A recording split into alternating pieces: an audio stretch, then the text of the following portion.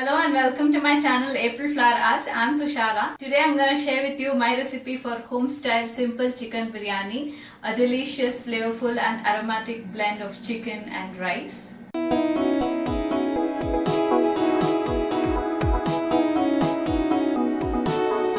Previously I had shared a different method, that is pressure cooker biryani, which was a little elaborate with grinding of spices, etc. So this version is a very simple version of that. So let's see how it is done. I have taken here half a kg of chicken with bones. The biryani tastes best when the bones of the chicken are on. I have already marinated the chicken. For the marinade I had taken a teaspoon each of salt, turmeric powder, black pepper powder and 2 tablespoons of yogurt and a tablespoon of garam masala powder. I had marinated it overnight in the refrigerator, but if you do not have the time, you can just marinate the chicken just before starting the other processes of the cooking. I have here 2 cups of rice. You can take any variety of long grain non-sticky rice, but basmati rice would be a better option. For this recipe, I have taken 2.5 cups of water to cook the rice. You need a variety of whole spices such as bay leaf, cinnamon, star anise, kapok buds or Marathi mogu, this is optional, green cardamom, cloves, some fennel seeds, sliced onions, tomato puree or crushed tomatoes or even chopped tomatoes will do, garlic paste, ginger paste and some chopped green chilies and dry red chili flakes, and some more spices such as turmeric powder, red chili powder, coriander powder, garam masala powder and cumin seeds. You'll also need some lemon or lime juice, some oil for cooking. You'll also need some ghee or clarified butter and salt to taste. So the first step of the cooking process is to wash and soak the rice. So we'll soak the rice until we cook the chicken. I have soaked the rice in normal room temperature water. I have a thick bottomed pan heating up over medium heat with about 2 tablespoons of oil. To that I'll also add a tablespoon of clarified butter or ghee. When the oil and the ghee heat up, I'll reduce the temperature to a minimum and add all the whole spices. A teaspoon of jeera or cumin seeds, star anise, 5 cloves, a green cardamom, kapok bud, 2 bay leaves and a 1/4 teaspoon of fennel seeds or saunf and a 2-inch piece of cinnamon stick. And toast all these spices under low heat. And when the spices start to release their aroma, I'll also add the onions. Onions have got a nice golden brown color. The caramelized onions give a very nice flavor to the biryani, but if you don't have time and patience to make the onions golden brown, you may stop when the onions have become translucent and add the chicken right away. Now I'm gonna add the marinated chicken. So I'll gently spread the chicken pieces into the pan. Now I'll cover the chicken and let it cook for about 5 minutes over medium heat. So after 5 minutes of cooking, I just toss the chicken and mix it very well with the onion gravy. Now I'm gonna add 2 tablespoons of garlic paste and a tablespoon of ginger paste and mix it really well with the chicken.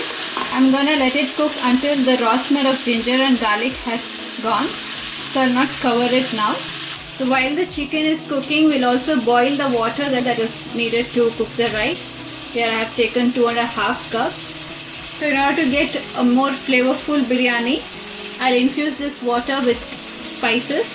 That is star anise, a kapok bud, green cardamom, which I'll just open it and add, a bay leaf, stick of cinnamon, 5 cloves and a 1/4 teaspoon of fennel seeds.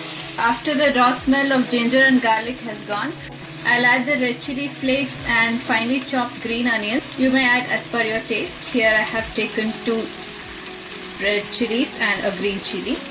Mix it well. Now I'll add all the ground spices, a teaspoon of turmeric powder, a tablespoon of red chili powder or according to your taste, 2 tablespoons of coriander powder and a tablespoon of garam masala powder. May even add store-bought biryani powder. Mix all the spices really well with the chicken. Keep the heat at low and let the spices toast a bit in the oil. So after a few seconds, I'll also add a cup of crushed tomatoes. You may even add chopped tomatoes or pureed tomato. Stir it in and let the tomato cook for 2 minutes. I'll also add about 2 tablespoons each of fresh mint leaves, which are finely chopped, and some coriander leaves or cilantro.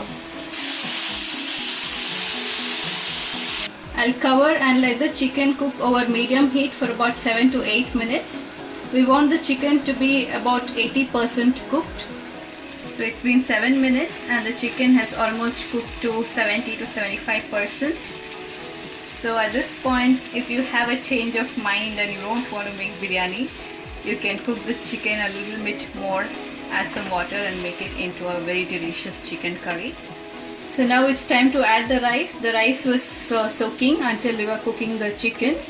I have drained all the water. Now I'll add only the rice. So at this point, be very gentle so as to not break the rice, and mix it in really well with the chicken. So there is already moisture from the chicken and the tomatoes. So I'm adding only 2.5 cups of water, that is 1.25 cup for a cup of rice.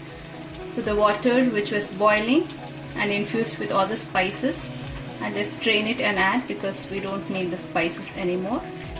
They have all the flavor in the water.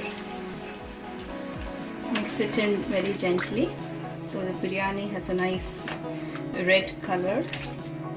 Now you may taste this water and add more salt if needed. I'll squeeze in a little lemon juice, about a teaspoon or 2. I'll add some more chopped coriander leaves, mint leaves, just a teaspoon of ghee or clarified butter. Give it a final mix. So now I'll cover it and let the biryani cook about 10 minutes under medium heat and for 5 more minutes under very low heat. Alright, the chicken biryani is all done and it's smelling super awesome right now. I had cooked the chicken biryani for about 10 minutes under medium heat and 5 minutes in extremely low heat, and then afterwards I just left it open for 5 more minutes so that excess moisture evaporates. So let's see how it looks now.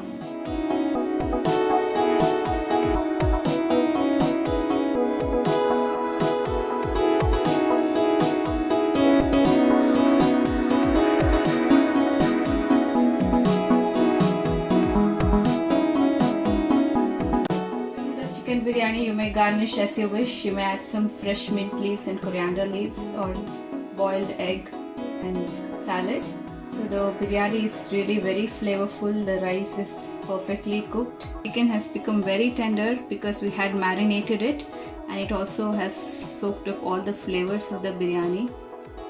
Sometimes we see that even though the chicken biryani, the rice is very flavorful, the chicken will be very bland. But if you follow this recipe, even the chicken will be very flavorful.